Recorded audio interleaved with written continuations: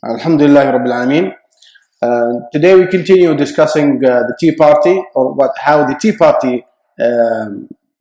the Tea Party stopped or happened to stop. Last class we had a view about how the Tea Party went on, how did it go very smoothly and very harmoniously with the guests of the house. Um, of course, the party would not to be fated to go or to end the same way it began. In other words, Fielding suggests something to Mrs. Moore. He suggests to walk her around. He suggests to walk Mrs. Moore around his college. So he wants to show her, his college. You remember, he is the principal of the college, and because he has got some British guests who don't know anything about the college, he just wants to show the old woman, اللي اسمها Mrs. Moore, around the college. leaving behind Adila Quested, Professor Gubbuli, and Dr. Aziz alone, sitting alone. They're sitting by the pool. You can see that. They're sitting by the pool. So Gubbuli, of course, is still the mysterious man. He is still the mysterious character, but we have to to decipher these mysteries, because even the professor is a mysterious character, as we're going to see later. So what happens? All of a sudden, Ronnie Hislop just barges in the party.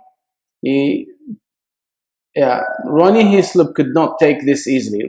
Ronnie Hislop, shows up in order to take his mother and his fiancée. He has learned that his mother and his fiancée are sitting with, or let's say, they are invited at Mr. Fielding's house with other Indians. Now, what most irritates him is that there are Indians. And when he shows up in the party, he can see that his fiancée is alone, sitting with two Indians, not two British. He does not mind if Adila Quested is sitting with Mr. Turton or Mr. Callender. He minds that his fiancée is sitting with Indian subjects and alone, because he can see that the Indians are a threat, not for his existence, not for his people, but for the British existence in India. So he could not tolerate that. He could not take this easily. So what does he do? He rudely rebukes, or let's say reproaches Adila why she sits with Indian. He just asks her. He singles her out. First of all, he singles her out. Adila, come, please. When Adila is alone with him, he starts to taunt her, or let's say to rebuke her. Why are you sitting with these Indians alone? Yeah, I mean, you don't realize the danger you are involving yourself in. He's sort of like approaching her or taunting her, or let's say can rebuke. These are three words. You can choose whatever word that you can best remember later. So he rebukes her. Adila, of course, does not understand why Ronnie Hislop is annoyed. So he does not understand also why Adila is alone sitting with Indians. Of course, Adila is an innocent guest, and Ronnie Hislop is a man of experience. He understands that he exists in a state of imperialism in India. So he's not a guest too. He's not a guest either. Adila can realize later on that Ronnie Hislop cannot make a good husband for her. Adila can see that this man by the name Ronnie Heaslip is impossible to be her husband. Why? Well, he does not give her much of a freedom to explore the world around her. Adila Qusid, as I told you, as I frequently told you, is a researcher. She is not a housewife. And most what she likes to explore is, society, ethnicity. You know the meaning of anthropologist?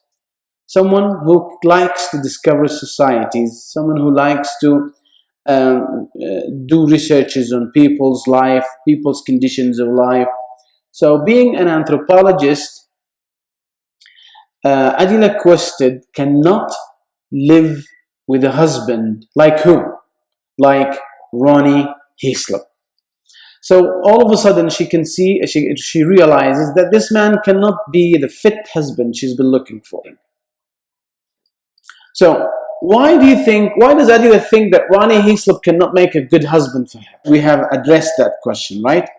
Look at the picture. She is so much, upset with her fiance, who just, barges into the party without taking any permission.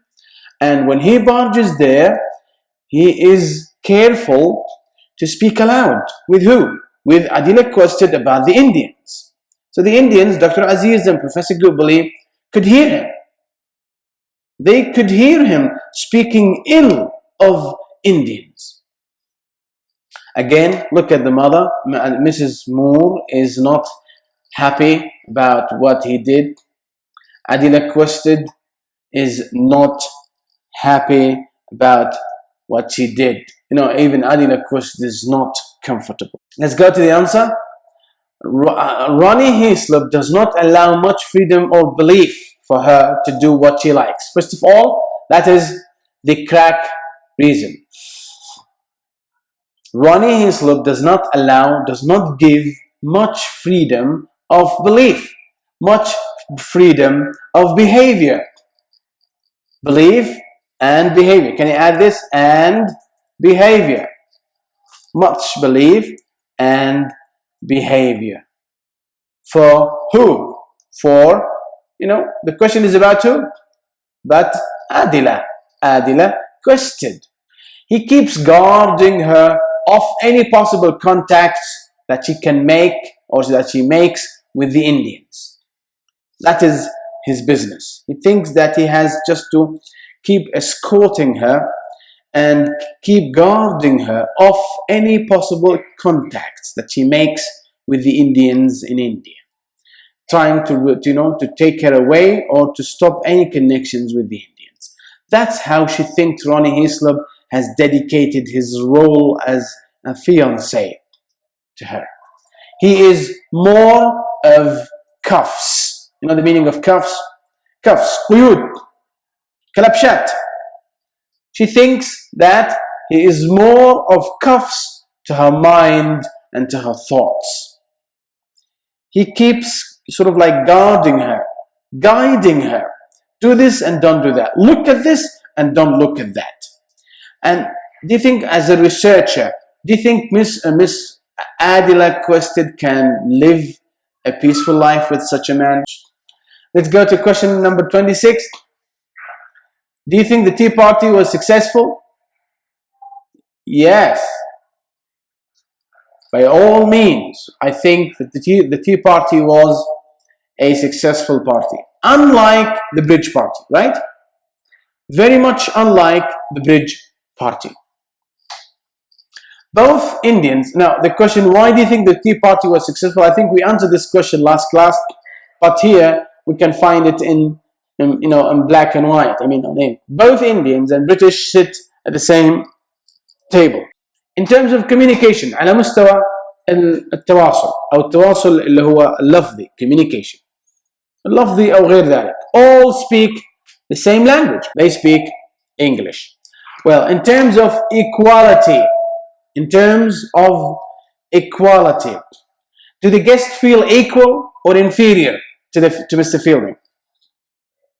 Inferior or equal?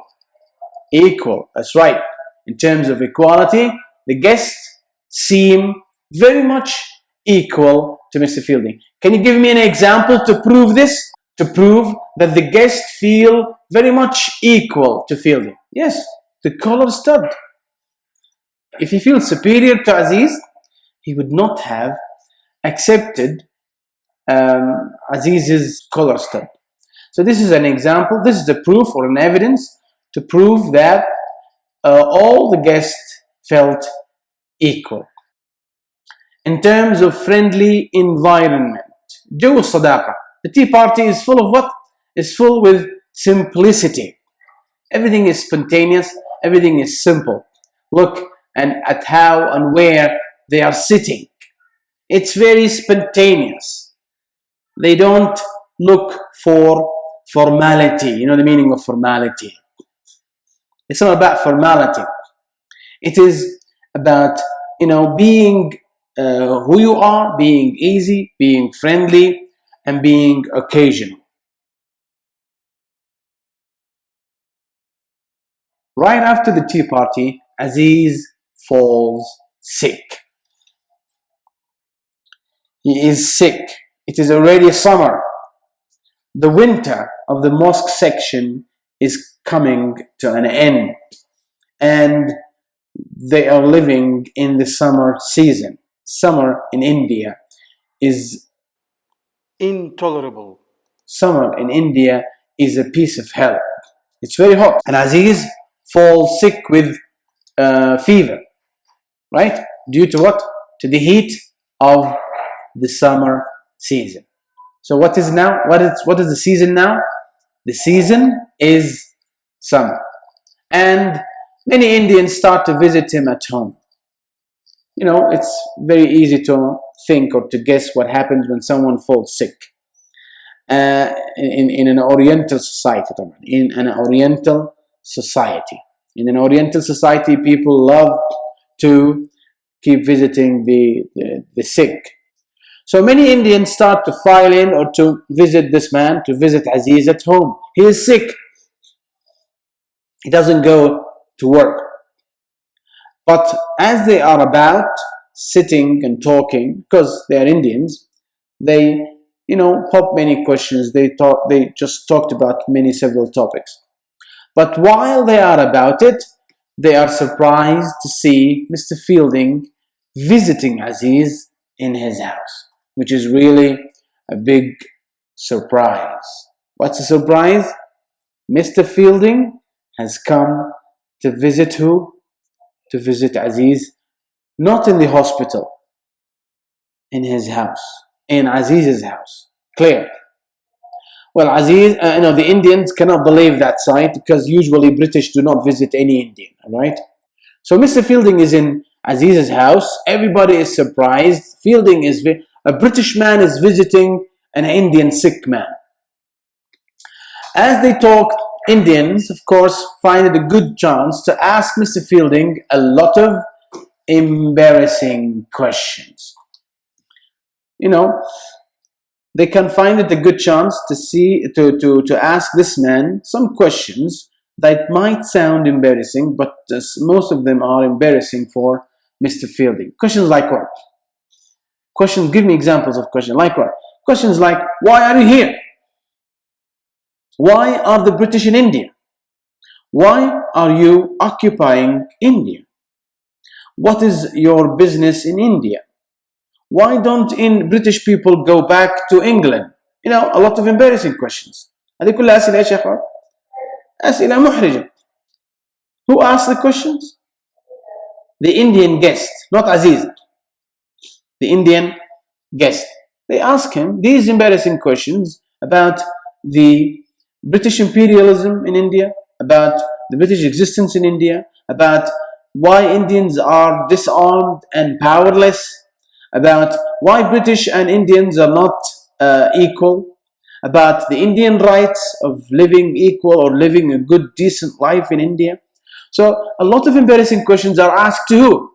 To the only Anglo-Indian who is not politician. Now, what's the job of Mr. Fielding? What does he do? Is he a politician or an educationalist?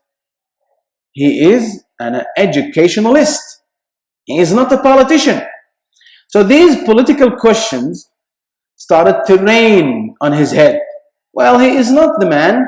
First of all, it's not the context. It's not the situation to ask these questions because he is not here on a press conference. He is here just to visit a sick man, right? Second, he is not the right man. He's not the right person to ask or to be asked these questions. But Indians, from Indians' point of view, they could not believe that there is a British man in Aziz's house. So it's just they start raining him with questions. A train of questions started to fall in his head. Now, what does he do? What does Mr. Fielding do? You can see the picture. Can you see the picture? Fielding visits the sick Aziz, and all are surrounded with who? With Indian guests. How does Mr. Fielding deal with these questions? Did he answer them to the point, or did he avoid them? He avoided the questions. Yeah, Fielding has been keen, has been careful to avoid the political questions when he visited the ill Dr. Aziz. Why? For several reasons. Why? First of all, being the college principal or being the college dean, mudir, سموه ما شئتم. Fielding seems to be unconcerned with the British policy in India because he's not a politician. He's just a teacher or a dean or a principal.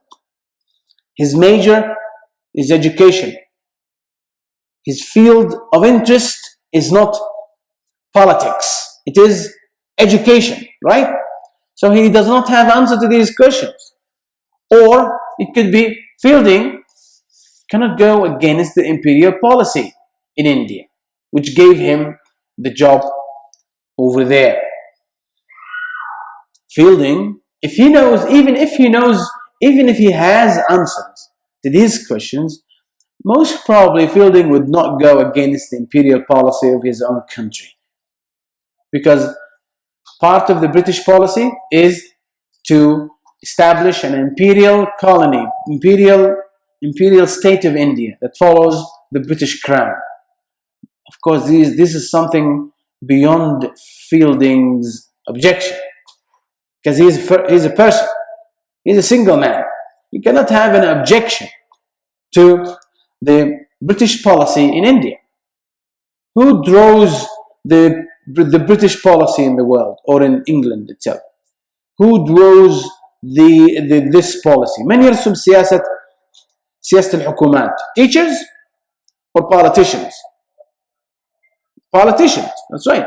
British imperial policy in India, which gave him a job. What is his job in India? He is the principal. Imagine Fielding going against the British imperial policy. Do you think he's going to be still the principal of the dean? No, he will be fired. Probably Fielding does not have clear-cut answers for the political questions the Indians are asking. When Fielding is about to leave, all Indian guests leave, or let's say they leave Aziz, leaving behind Mr. Fielding talking with Aziz. Now Aziz has never spoken a word. He has never uttered a word. So he just apologizes for the embarrassments that his country fellow men have asked Mr. Fielding.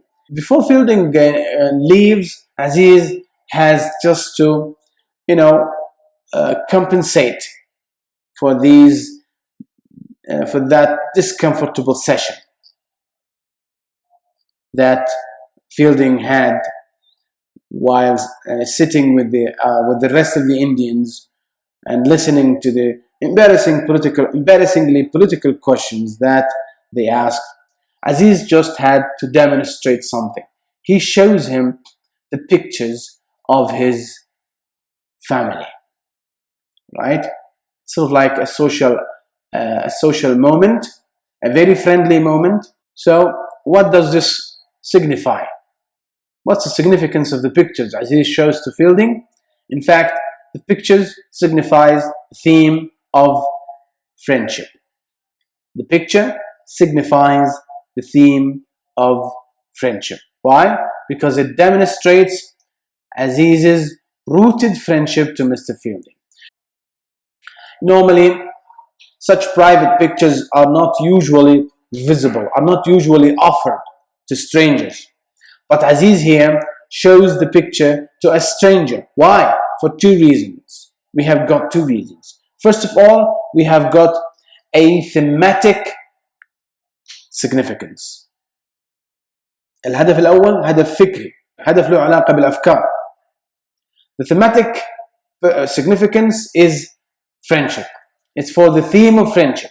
It's just to show how Aziz's and Fielding's friendship is deeply rooted.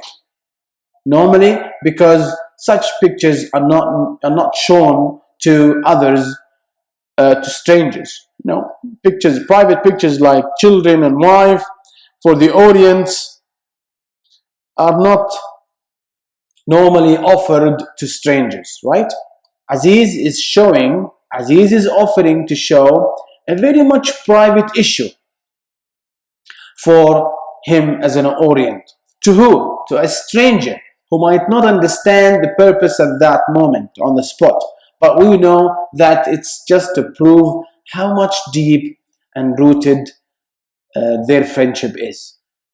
Second reason is structural. The second significance is a structural significance. أهمية أو مغزى إيش؟ مغزى تراكيبي. له علاقة بإيش يعني؟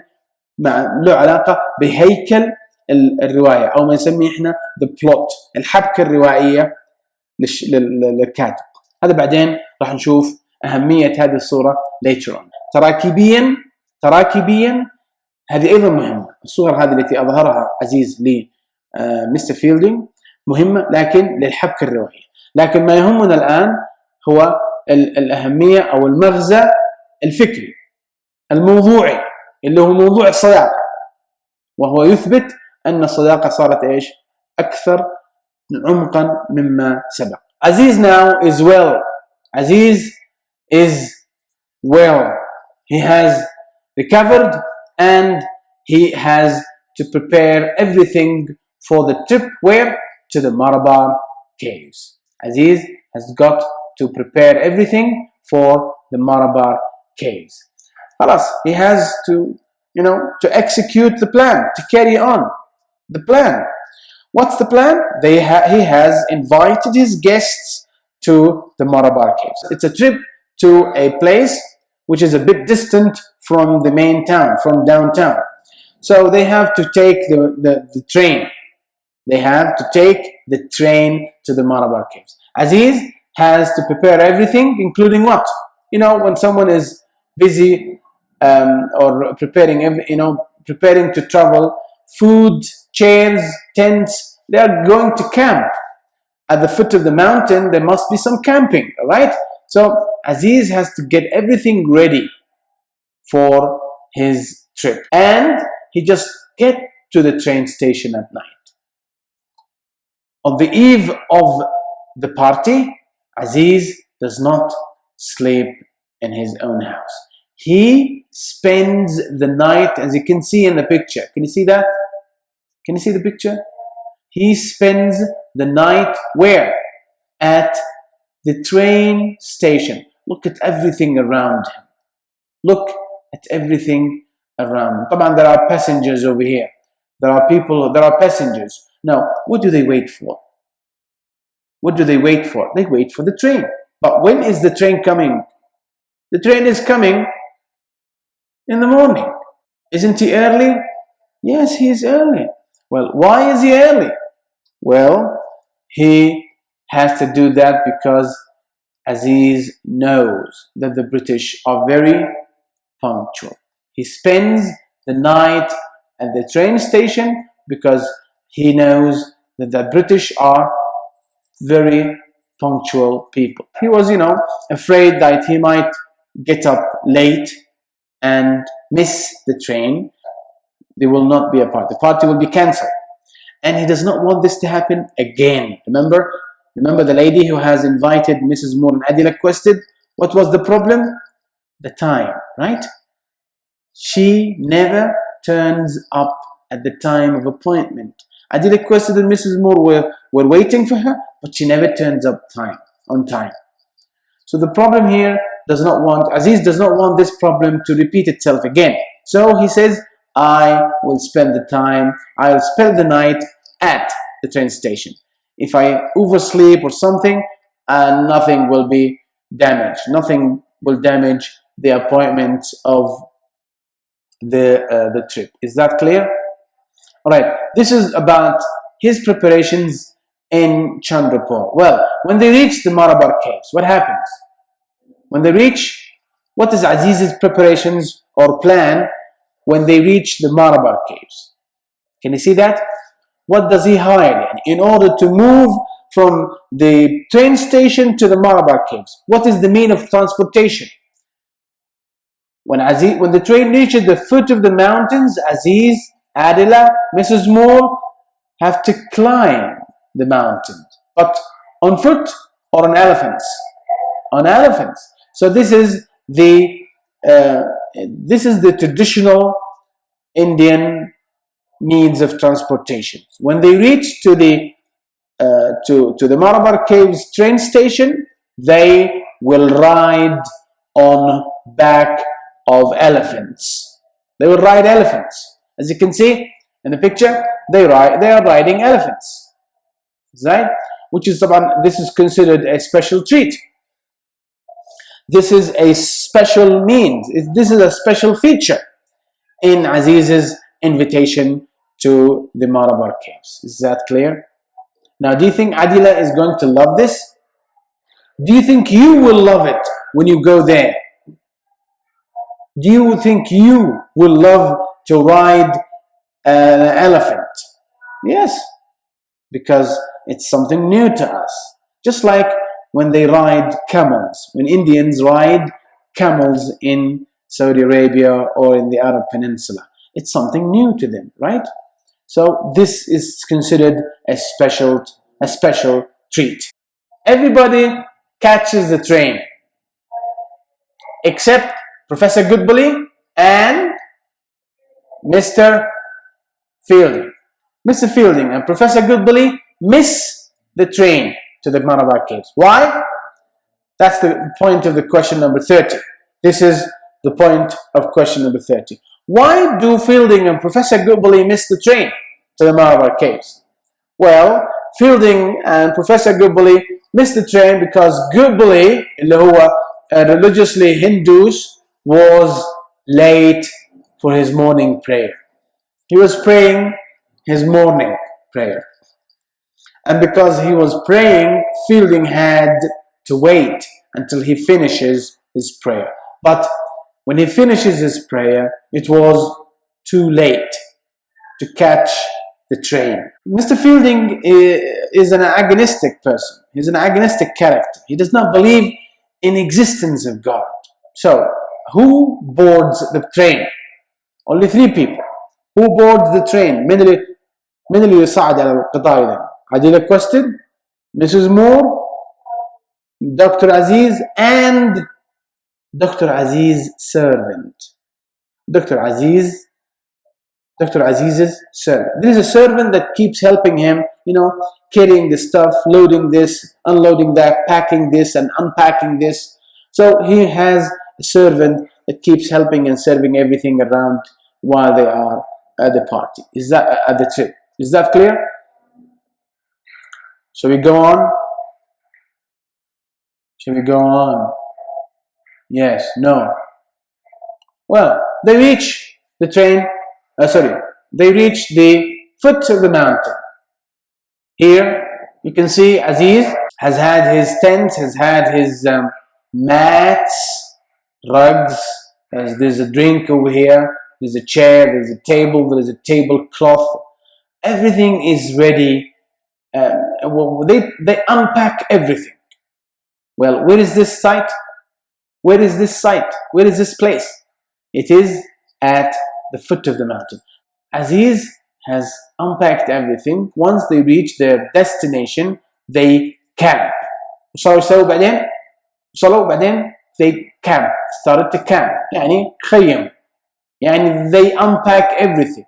And they take rest from the long train journey. Then they moved to the lower caves.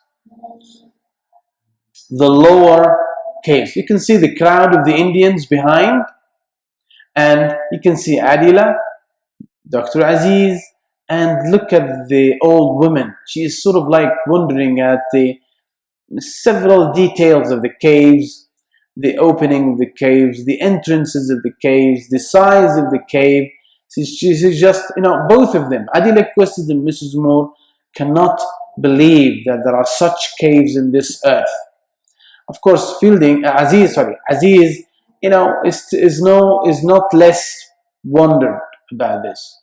Is not less excited because he himself has never been to the caves before, right?